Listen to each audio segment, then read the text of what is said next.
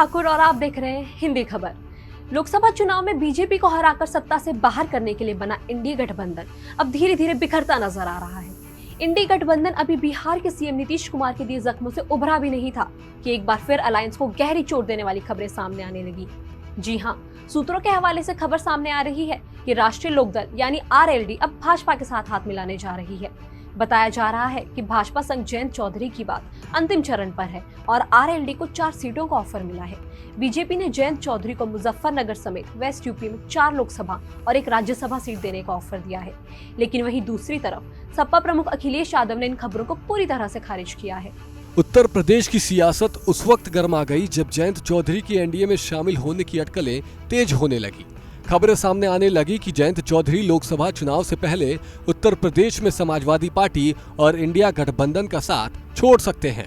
दावा किया जा रहा है कि जयंत चौधरी बीजेपी के साथ हाथ मिलाकर राष्ट्रीय जनतांत्रिक गठबंधन में शामिल हो सकते हैं। हालांकि अभी तक दोनों की ओर से आधिकारिक टिप्पणी या प्रतिक्रियाएं सामने नहीं आई हैं।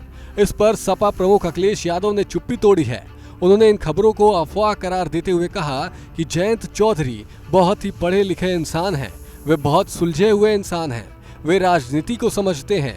मुझे उम्मीद है कि वे किसानों की लड़ाई को कमजोर नहीं होने देंगे। जयंत चौधरी जी बहुत सुलझे हुए इंसान हैं, बहुत पढ़े लिखे हैं, राजनीति को वो समझते हैं। मुझे उम्मीद है कि किसानों की लड़ाई और उत्तर प्रदेश की खुशहाली की तरफ जो संघर्ष चल रहा है उस लड़ाई को वो कमजोर नहीं होने देंगे।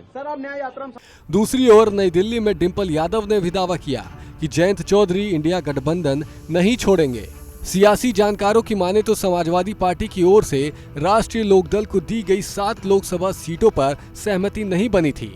राष्ट्रीय लोकदल से जुड़े सूत्रों का कहना है कि समाजवादी पार्टी ने 7 सीटें तो दे दी, लेकिन उनमें से कुछ सीटों पर राष्ट्रीय लोकदल के चुनाव पर सपा अपने प्रत्याशी उतार रही है। इसे लेकर राष्ट्रीय लोकदल के नेताओं समेत जयंत चौधरी नाखुश थे।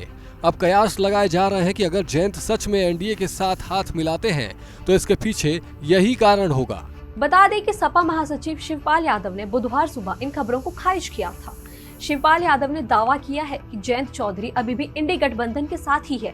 उन्होंने कहा कि वे जयंत चौधरी को अच्छे से जानते हैं। उन्हें पता है कि जयंत चौधरी एक सेक्युलर इंसान है।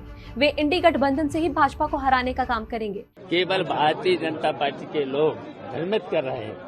हम जानते हैं जयंत जी को, वो सेकुलर लोग हैं, वो इंडिया गठबंधन से मिलकर के ही चुनाव लड़ेंगे और भारतीय जनता पार्टी को हराएंगे। अब देखना ये होगा कि भाजपा को हराने के लिए बना गठबंधन क्या एक साथ लोकसभा चुनाव लड़ेगा या चुनाव से पहले ही शीशे की तरह टूटकर बिखर जाएगा।